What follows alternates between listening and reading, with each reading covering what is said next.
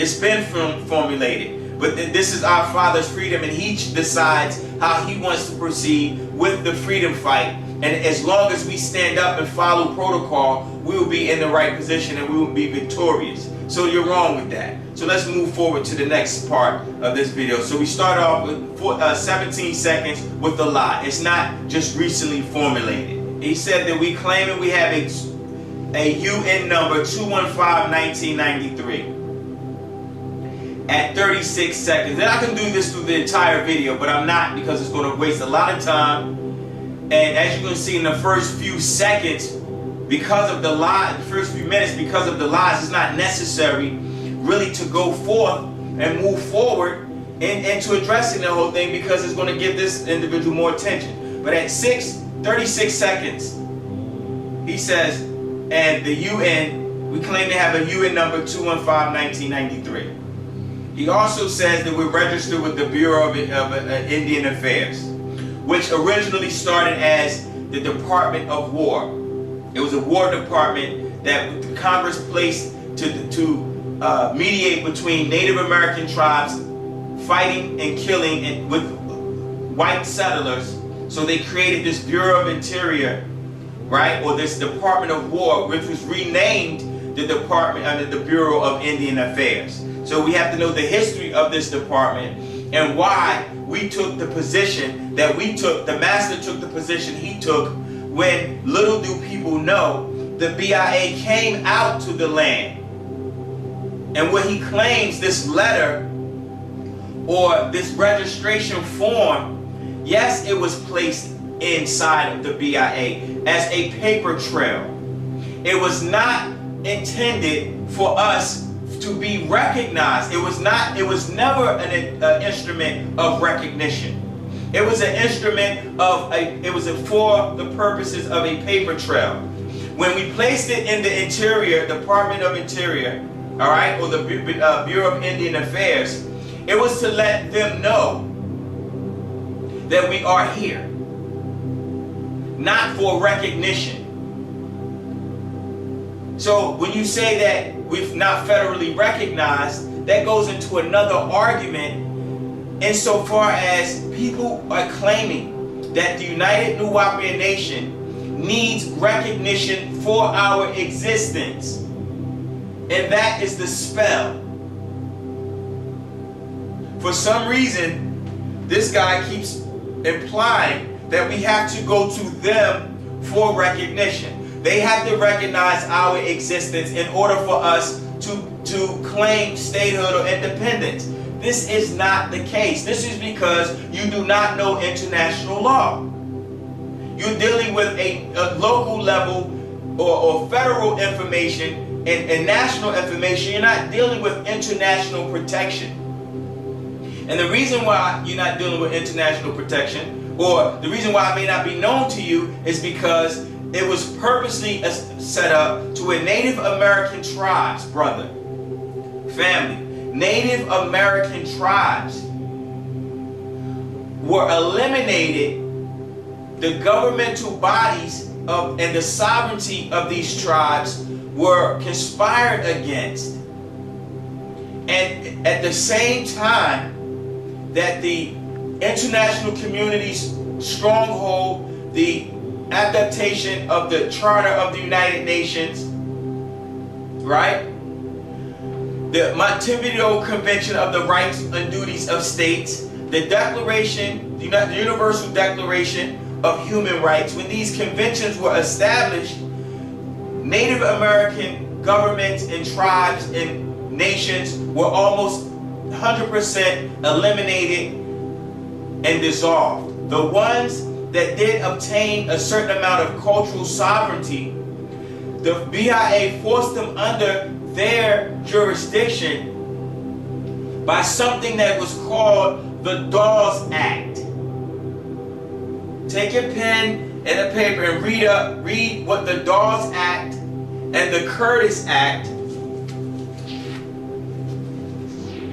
was responsible for. This right here is the Dawes Act, the transcript of the Dawes Act of 1887. Right? And we're going right into the history of Native Americans and the involvement with the early settlers, and why these certain documents that Congress passed or acts eliminated the sovereignty of governments, meaning that indigenous governments, because the whole purpose of this the Dawes Act was to allot Native American land that they had for tribal community purposes. The Dawes Act took it upon themselves to give the power to the Bureau of Indian Affairs or the Department of Interior to allot certain portions of the land to tribal members for their own individual use. And it eliminated communal living, and it forced tribes to break up. And in doing that, it forced governments to break up, and it removed the sovereign indigenous status of Native Americans. So by the time the international community started working and acknowledging statehood, like the Montevideo Convention of the Rights and Duties of States acknowledged, there were no Native American indigenous tribes to come forth in the international community. One, because there was no outlet for them to have access to it, because they had no governments that at the time, because of the Curtis Act and the Dawes Act that was passed by Congress. So when you talk about the BIA and you talking about the federal recognition of the Yamasee, the original Cherokee, the Wichita, our recognition does not start with the BIA. Whoever is making this video is falsely informing people. You do not have to have federal recognition, especially in our case, because one, the Yamasee existed before the BIA. And we had a war with the United States before the United States even was established as the United States. We had a war with them in 1715 and through 1718, and it's documented. That is recognition. They know who we are. What you're calling recognition, definition, and what they consider recognition from the words of the BIA is privileges. That's what they're saying. They're saying if we recognize you, we will give you certain privileges that will allow you to have reservations, and the BIA will give these Native Americans a certain amount of authority. Give them authority. When they came to the land and tried to give us authority, our father, our president, said no. He did not want to be recognized, what you call recognition, by the BIA, because it would have pulled us up under their jurisdiction, up under their control. They would be able to come implement on our land what we could and could not do, what we can say and what we cannot say, how we can be taxed, what type of buildings we can put on our land, the type of casinos, and as long as they got a cut out of it, that was a part of being federally recognized. Our Father knows what He's doing. He said He's not going to put us under their jurisdiction so they can claim and take anything at any time. If that's what you call recognition, no, we never wanted that recognition, because we don't have to be recognized by them. They came after us. Okay? So when you claim to do nation to nation, as you say in this video, right, at 0.47 seconds, claiming that we are registered with the BIA, with the address, we were never recognized by them by the definition of the word. But again, because of your ignorance and not doing enough research, you don't know that that is not a prerequisite for our existence. And it states it, if you want to look it up, which we did this before, but because maybe you didn't tune in, you didn't know, that Article 3 of the Montevideo Convention on the Rights and Duties of States. This act was signed on December 26, 1933, And it came into force the very next year. And it's the governments that's represented in the 7th International Conference of American States. Article 1. This particular convention, right, governs the duties and the rights of a state. What is a state in international law? What is a nation in international law? What constitutes us as a nation in international law? What constitutes us as a state in international law? Article 1. A state is as a person of international law should possess the following qualifications. Look this up, please, people, please. A permanent population. They acknowledged us as having a permanent population by the articles that they wrote, by the keeping up of the numbers of Nuwaupu that came through our indigenous sovereign land, which was here and labeled before colonization. Our existence is written in our mounds, it's written in stone.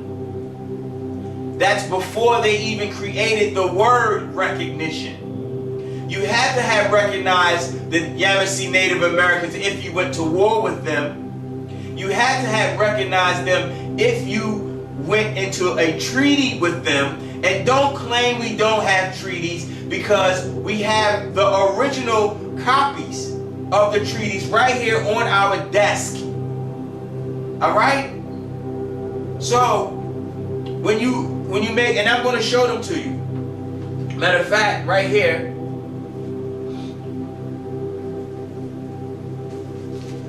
which we received from, this is a ribbon.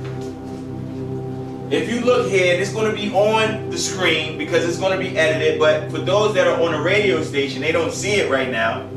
What I'm holding in my hand is a copy of a treaty that was signed by the Wichita, by the Muskogee, and the original Cherokee in Wahani or Altamaha, which was the original land of falsely known as Georgia, or falsely named Georgia, from King George III, which was never the name of our land that we accepted or even consented to. Okay, so it was illegally named after James Oglethorpe received a charter from England under the pretense that he was going to make this state a state for prisoners, or the worthy poor, as they called them. All right? When you see this, it says Indian Treaty number 2, treaty with the 5 nations, ratified in July 19, 1701, September 14, 1726. So this is before the United States even declared their independence in 1776. All right? So we were here before that. So this one document proves that recognition is established in this document, because you can't sign a document or treaty with a nation that you don't recognize. So cut the crap with this video recognition. That's you trying to pull us up under the Caucasian again by asking the master if we're not recognized. They don't recognize you, so we don't recognize you. You sound like a slave. You sound like someone that goes to a freeborn sovereign individual, and I'm not talking about sovereign citizens. That will also be addressed, because we're not sovereign citizens, we're sovereign nationals. Because we are nationals, we have a nationality as Nuwaupu. We're not citizens of the United States. So when you try to tie us into some militia group and a few 5 or 6 Caucasians who claim to be sovereign citizens, and then you try to tie a whole indigenous nation of Native Americans who went into treaties with the United States, and they have recognized us by the fact that we recorded as one of the most brutal fights and wars because of our resistance to assimilation. It's totally different from some one or two individuals who claim sovereignty and they don't have a constitutionally seated president. They don't have recognition in the international community. All right? So this is just a portion of debunking this video, and I'm not even done because we're only on 47 seconds of it. All right, and we didn't even get to the other 37 minutes, which we're not, because all of it is redundant and it's the same crap you're reiterating, trying to sound like you know what you're talking about, and you don't. All right, so this treaty right here is one establishes recognition, because that's such an important word to people. We're not recognized. They always want to be recognized and acknowledged by the Caucasian, and that pisses me off personally, just personally.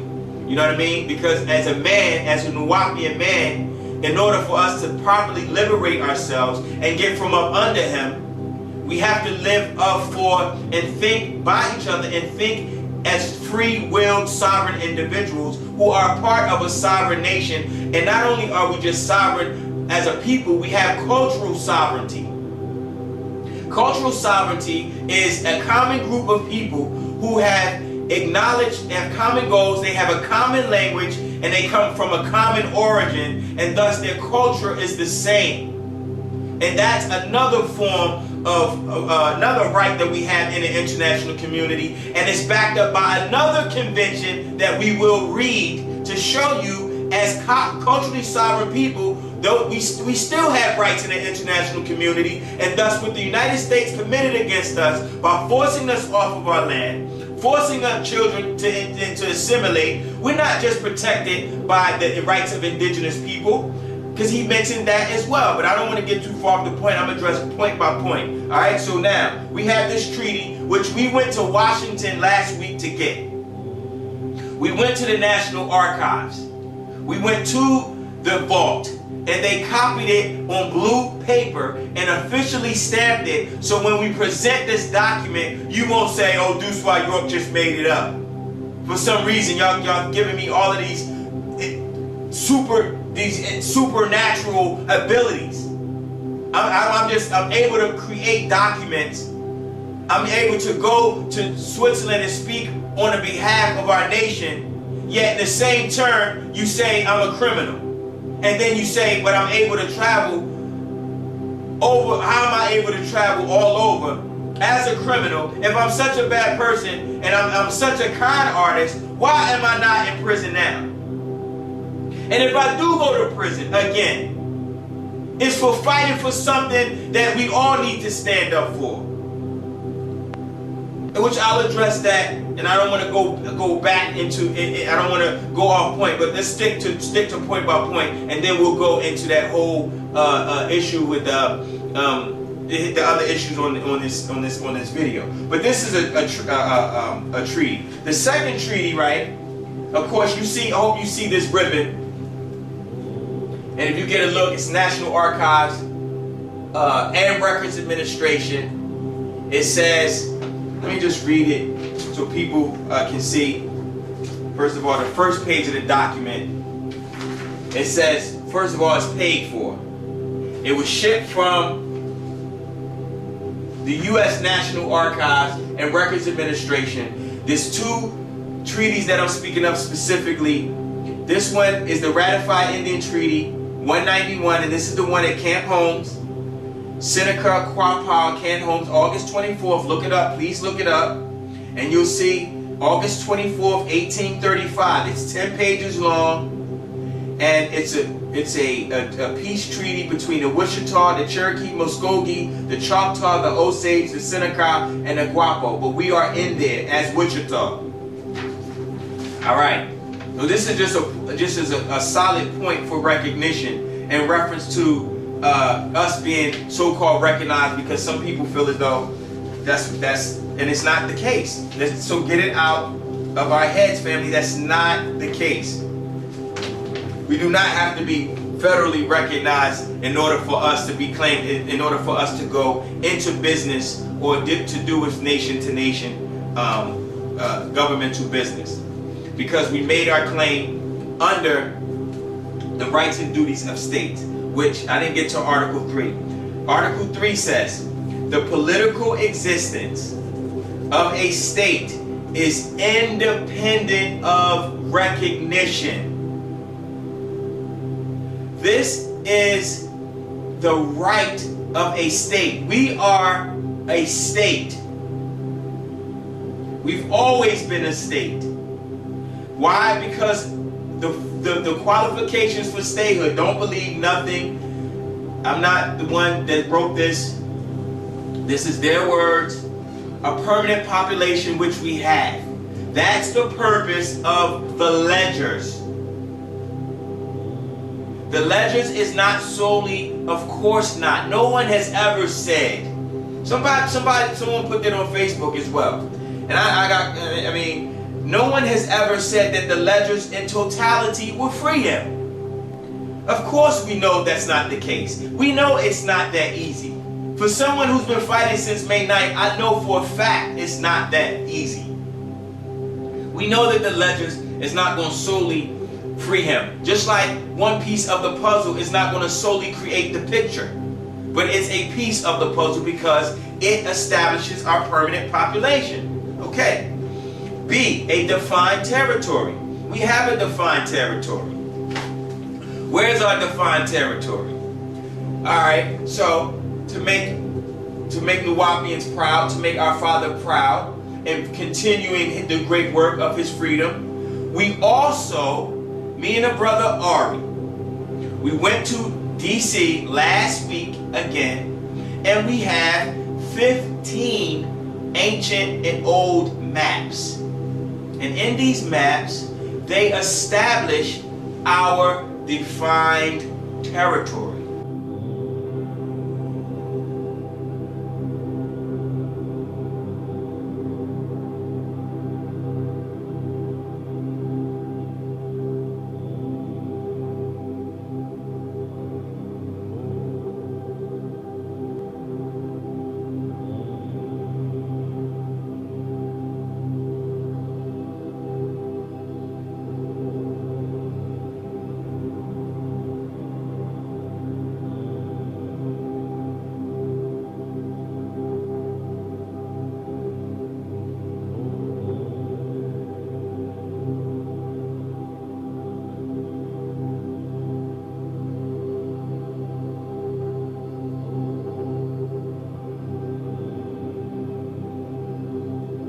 These are a portion of the maps, family. What I'm holding in my hand is, this is called work. So my niggas is running their mouth, excuse my tone, alright? But this is how I'm speaking. But niggas are running their mouth, they're not doing any work, they're not doing the proper research, because otherwise they wouldn't be making ridiculous videos and talking without showing their face. They would address the nation if they were really concerned. And that was the point of the post. The point of the post was that if you were really concerned about our family, you would take the time to do the research that's needed to back what your position is. Because we've done the research. Let me show you a portion of the research. This is an ancient map right here, one of them. Right? On this map, it has in southeastern Indian land cession, from 1780 to 1840. As you can see, you have different areas that were inhabited by the Celtic and other invading people that came to our land and invaded what we know as Al-Tamaha or Wahani, which is the ancient land of the Yamasee that we still have proclaimed and declared as ours, because we didn't give anyone the right to take it. They illegally allotted it when they passed this Dawes Act and this Curtis Act. Look it up, the Curtis Act and Dawes Act. When you read it, you will find out those two key acts was passed in order to eliminate Native Americans off of their land so they can use it for their own purposes. It was all done illegally. So, as a state, we have a defined territory. That's one map I'm showing here. There's another map that shows, pardon me, that shows Georgia Indians in Cherokee country. It says it on the front. Cherokee country, this is all Native American land and Creek land. The Yamasee is in there. All right? Second map, and this is a map from 1732 to 1755. And it gives you the river known as, the river right here, Altamaha River, right? And this river stems from the Savannah River all the way up into Middle District of Georgia, right near Rock Eagle Mound, right near Rock Hawk Mound, right near the indigenous Yamasee land that our father reclaimed and acquired, and we acquired as indigenous people to rebuild and retain our sovereignty, rebuild our culture, and practice and continue speaking our language in our own way as we see fit, which is protected by the Montevideo Convention on the Rights and Duties of States. All right? So, map 2. There's another map, and I can go on and on because we went to the Maps and Geographic Department, as you can see, and people, if you can hear, on family, online,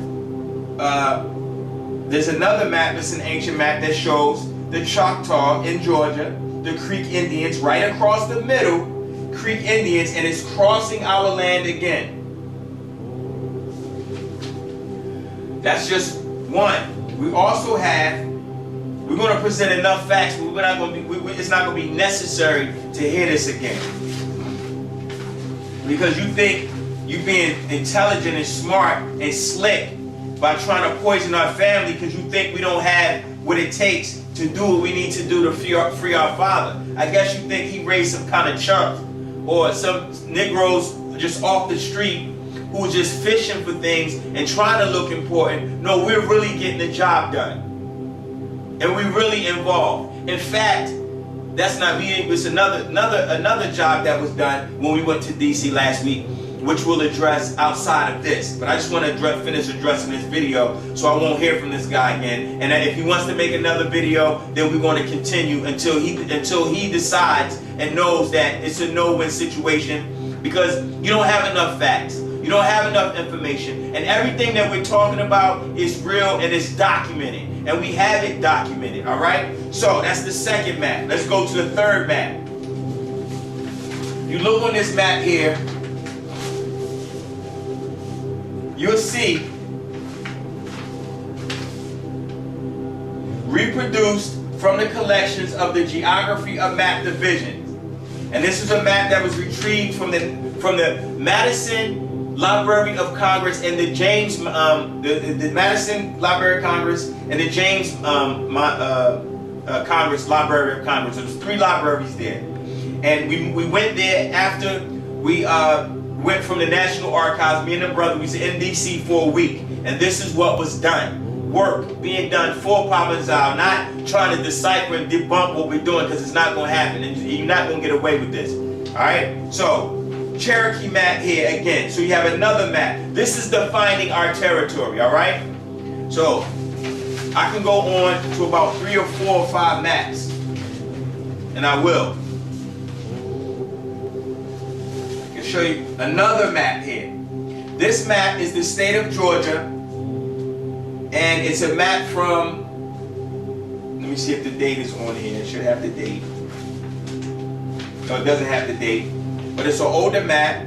We have South Carolina. You have where the Seminoles settled, right here at the bottom. And again, you have the Creek Nations up here in this area. And it states it on this map. Another United States map, which we also retrieved, right here across Georgia, it says Yamasee, Creek Nation, right here. Look at the map, if you can see it up close, or it's going to be right on the screen. The Cherokee Yamasee and the Creek Nations across Georgia. Defined territory. Alright? That's a defined territory. And I have a lot of beautiful maps, family. A lot of beautiful maps, and you're going to be really happy once these go up and you see visually, because we know we love facts. And I love doing this. This guy pulled us out, pulled it out of us. Not that we wanted to address it in this manner. You know, we still working, but we have to take time out to express to the family, and it's an honor to do it, and it's an honor to address these liars. All right. So this Creek Indian land again. So this is another map. As you can see, it says General Atlas map, Boston, 1805. This is about 30 years after the Declaration of Independence was written and borrowed by the native tribes, borrowed by the United States in their Declaration against Declaration of Independence against Britain. All right, but this was a map that establishes who we were, where we were, and what lands we owned. And they ran into us because there was upper and lower creeks, and there was Yamasee who were in the upper part and the lower part of Georgia, as well as South Carolina. And when it was time to come together, we all mingled and came together as a family. The names and titles that they gave us was from them. It wasn't our true names. It was the names that we allowed them to call us because they didn't speak our language. So they didn't know what to call us. They didn't know our indigenous tongue and what we describe as ourselves. All right? So the credentials and the merits of your argument is all based on their words. It's not based on our perspective. If you stand your position from our perspective and point of view, you'll get the facts. But because you present arguments from their side, you're limited in your argument because you keep going to the BIA. And the BIA didn't come into existence until the 1800s. You keep going to recognition. And recognition is not a prerequisite for our existence. No nation asks for recognition when they come and inform themselves as a nation state. That's not necessary in the international community. In fact, most nations that exist came forth because they made the declaration. They made the proclamation. And the same thing happened with the United States when they fought for their independence because of the usurpations that was committed against them. They made their declaration and they declared it and signed on to it. 54 signatures signed on to the Declaration of Independence, and they made their declaration and established their nation on our land, and we allowed them and helped them to do it. So by right, it's not whether they recognize us. It should be, did we recognize them?